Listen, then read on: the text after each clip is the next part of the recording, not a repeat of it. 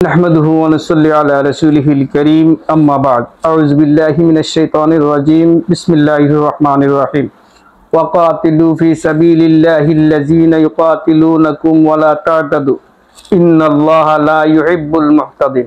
প্রিয় দর্শক, জিপোএস 24 এর নিয়মিত আয়োজন রামাদানের পয়গাম অনুষ্ঠান থেকে আপনাদের সবাইকে আন্তরিক মোবারকবাদ জানাচ্ছি।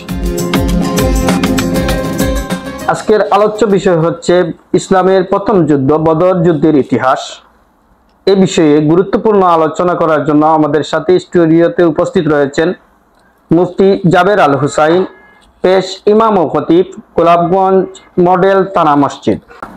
আলহামদুলিল্লাহ রাব্বিল আলামিন ওয়াসসালাতু ওয়াসসালামু আলা সাইয়্যিদিল মুরসালিন ওয়া আলা আলিহি ওয়া আসহাবিহি আজমাইন, আম্মা বা'দ।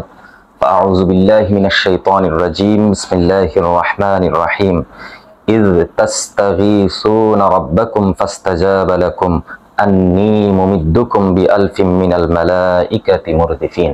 আজকে অত্যন্ত গুরুত্বপূর্ণ একটি প্রশ্ন ভাই উপস্থাপন করেছেন যে ইসলামে বদর যুদ্ধের ইতিহাস। বিষয়টা খুবই গুরুত্বপূর্ণ। ইসলামের প্রথম যুদ্ধ বদর, এটি সূচনাটা হয়েছে একটি সুদীর্ঘ ইতিহাস রয়েছে। নবী করিম সাল্লাল্লাহু আলাইহি ওয়াসাল্লাম ইসলামের প্রাথমিক যুগে মক্কায় নবী করিম সাল্লাল্লাহু আলাইহি ওয়াসাল্লাম এবং সাহাবা ইকরামের উপর মানবিক নির্যাতন নিপীড়নের শিকার হন তারা কাফের কর্তৃক। সেই নির্যাতন থেকে বাঁচার জন্য আল্লাহ সুবহানাহু ওয়া তাআলার নির্দেশে নবী করিম সাল্লাল্লাহু আলাইহি ওয়াসাল্লাম সাহাবা ইকরামকে নিয়ে মদিনায় হিজরত করে চলে যান। মদিনায় যাওয়ার পরে নবী করিম সাল্লাল্লাহু আলাইহি ওয়াসাল্লাম একটি ইসলামী রাষ্ট্র ব্যবস্থার রূপরেখা প্রণয়ন করে ইসলামী রাষ্ট্রের স্বপ্ন মুমিনদের অন্তরে বুনন করতে থাকেন। মুসলমানদের এই শক্তি সঞ্চয় দেখে মক্কার কাফেররা খুবই ভীত সন্ত্রস্ত হয়ে পড়ল এবং মুসলমানদের এই শক্তিকে কিভাবে ধ্বংস করা যায় এজন্য তারা একটি নীল নকশা প্রণয়ন করলো।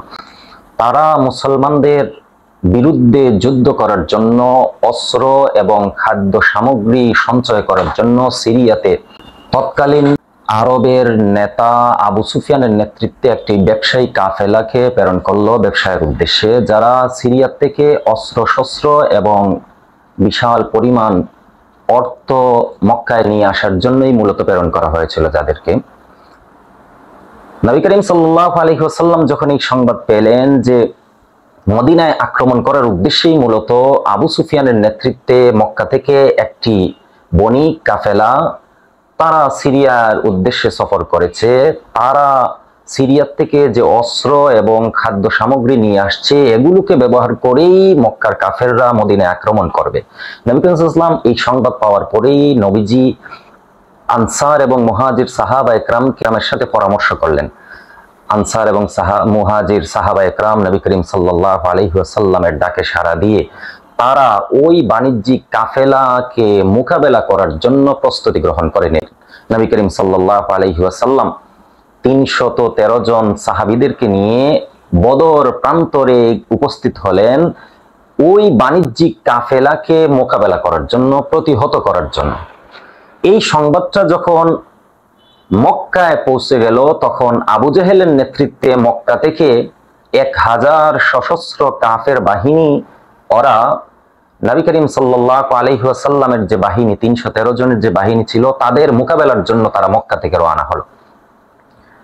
নবী করিম সাল্লাল্লাহু আলাইহি ওয়াসাল্লাম যখন শুনতে পারলেন যে তাদেরকে প্রতিহত করার জন্য মক্কা থেকে আবু জেহেলের নেতৃত্বে 1000 সশস্ত্র বাহিনী প্রস্তুতি গ্রহণ করেছে এবং বদর প্রান্তরের দিকে অগ্রসর হচ্ছে, তখন নবী করিম সাল্লাল্লাহু আলাইহি ওয়াসাল্লাম আল্লাহ সুবহানাহু ওয়া তাআলার দরবারে সিজদায় পড়ে গেলেন। মুসলিম শরীফের মধ্যে উল্লেখ রয়েছে নবী করিম সাল্লাল্লাহু আলাইহি ওয়াসাল্লাম সিজদায় পড়ে আল্লাহর দরবারে মুনাজাত করলেন, বললেন, আল্লাহ, আপনি যে সাহায্যের জন্য প্রতিশ্রুতি দিয়েছিলেন সেই সাহায্য আপনি প্রেরণ করেন। যদি আজকে আপনি আমাদেরকে সাহায্য না করেন তাহলে আপনার জমিনে আপনার নাম নেয়ার মতো আর কেউ থাকবে না। সম্মানিত ভাইরা, নবী করিম সাল্লাল্লাহু আলাইহি ওয়াসাল্লামের সেই দোয়ার বদৌলতে আল্লাহ সুবহানাহু ওয়া তাআলা যাকে যাকে ফেরেশতাদের দলকে প্রেরণ করলেন যারা মুসলমানদের পক্ষ নিয়ে কাফেরদের সাথে মোকাবেলা করার জন্য অংশগ্রহণ করলো। অবশেষে রক্তক্ষয়ী একটি সংঘর্ষের মধ্য দিয়ে নবী করিম সাল্লাল্লাহু আলাইহি ওয়াসাল্লাম আল্লাহ পাকের সাহায্য নিয়ে 1000 কাফের সশস্ত্র বাহিনীকে মোকাবেলা করে তাদের পরাজিত করলেন। এই যুদ্ধে মুসলমানদের 6 জন মুহাজির এবং 8 জন আনসার শহীদ হয়েছেন। পক্ষান্তরে কাফেরদের 70 জন নিহত হয়েছে এবং আরো 70 জন কাফের বন্দী হয়েছে।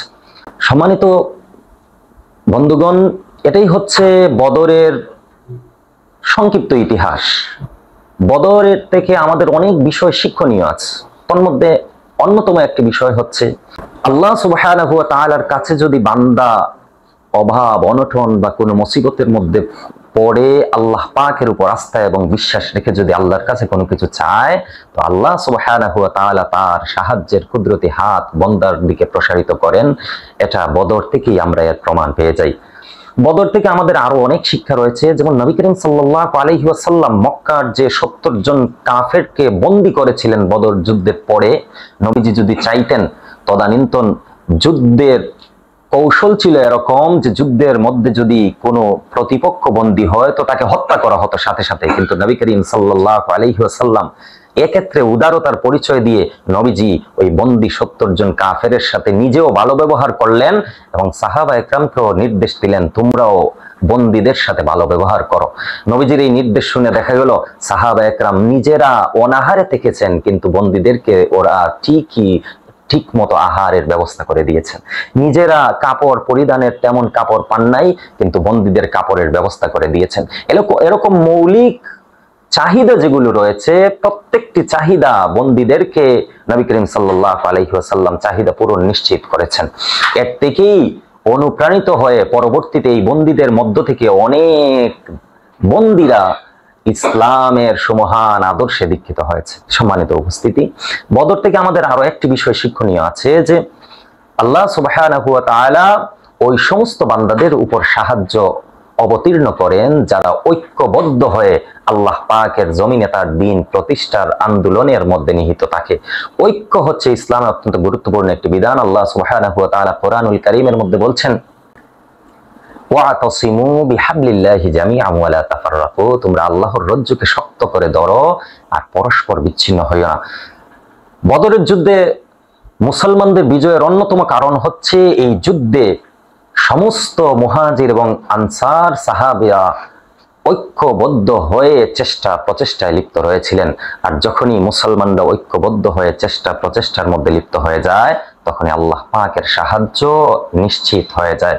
আল্লাহ সুবহানাহু ওয়া তাআলা বদরের এই যুদ্ধের ইতিহাস জেনে এর থেকে অনুপ্রাণিত হয়ে আমাদেরকে ঐক্যবদ্ধ হয়ে আল্লাহর জমিনে আল্লাহর দ্বীন প্রতিষ্ঠার সংগ্রামে অগ্রণী ভূমিকা পালন করার তৌফিক দান করেন।